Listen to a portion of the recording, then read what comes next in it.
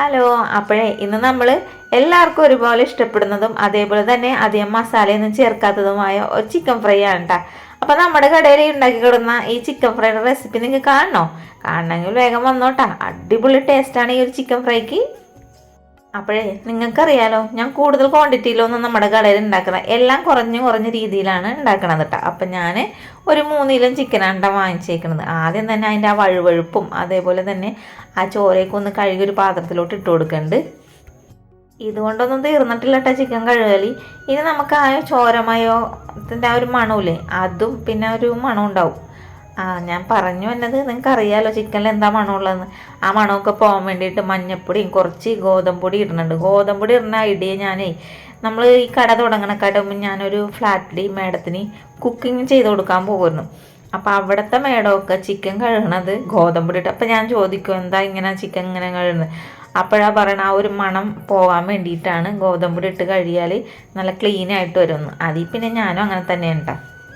അതും പറഞ്ഞ് കൂടുതൽ ഗോതമ്പൊടിയൊന്നും കോരിയിടരുത്, 1 സ്പൂൺ ഇട്ടാൽ മതിയാവും. ഇതിൽ ഒരു വട്ടുംകരലും കിടപ്പുണ്ട്, അതവിടെ കിടക്കട്ടെ. കാരണം എന്ന് വെച്ചാൽ ഇതായി കഴിയുമ്പോഴേ എനിക്ക് ആ വട്ടുംകരൽ എനിക്ക് വേണം. കാരണം എനിക്ക് ഭയങ്കര ഇഷ്ടമാണ് ഈ വട്ടുംകരലും കഴിക്കുന്നത്.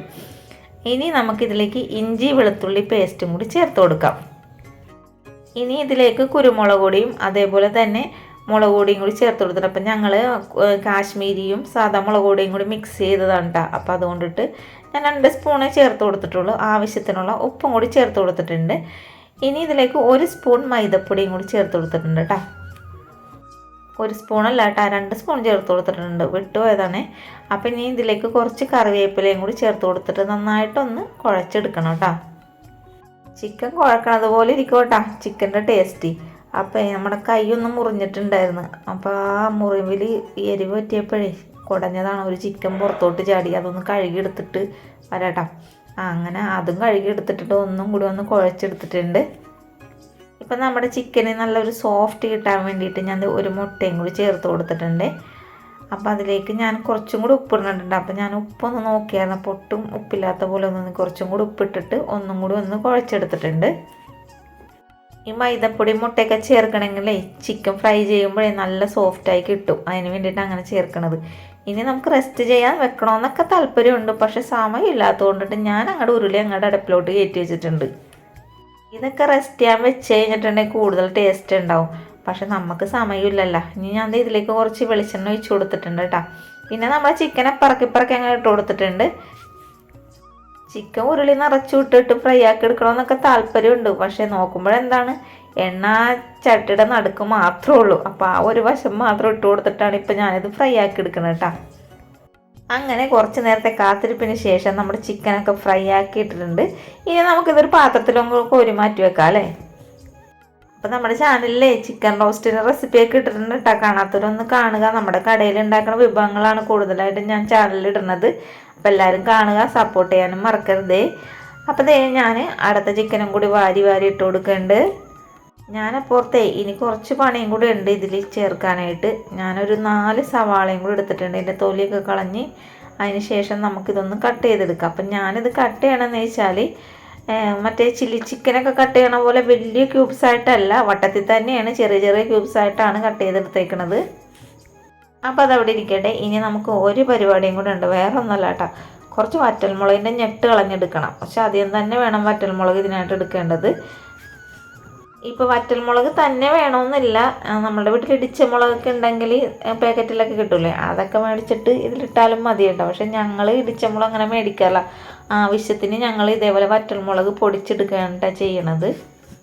പിന്നെ സാധാരണ മെഴുക്കുവരട്ടിക്കൊക്കെ മാത്രമേ ഇടിച്ച മുളക് ഞങ്ങൾ ഇടാറുള്ളൂ. അപ്പോൾ ഇതേ നമ്മളുടെ ചിക്കൻ ഫ്രൈ എല്ലാം ഇവിടെ റെഡി ആയിട്ടുണ്ട് കേട്ടോ. അപ്പം ഞാനിതെല്ലാം ഇത് കോരിയെടുത്ത് മാറ്റട്ടെ. അപ്പോൾ കോരിയെടുത്ത് മാറ്റിക്കഴിഞ്ഞപ്പോഴേ ഈ അടി വശം ഒന്ന് പിടിച്ചിട്ടുണ്ട്. അപ്പോൾ അതിൻ്റെ ആ ഒരു തരിതരി പോലത്തെ ഇതൊക്കെ ഉണ്ടാവൂലേ, അപ്പോൾ ആ മസാല പോലത്തെ അതൊക്കെ ഒന്ന് എടുത്ത് മാറ്റണം. എന്നിട്ട് വേണം നമ്മുടെ ഈ സവാള ഒന്ന് ഇട്ട് കൊടുക്കാൻ വേണ്ടിയിട്ട്.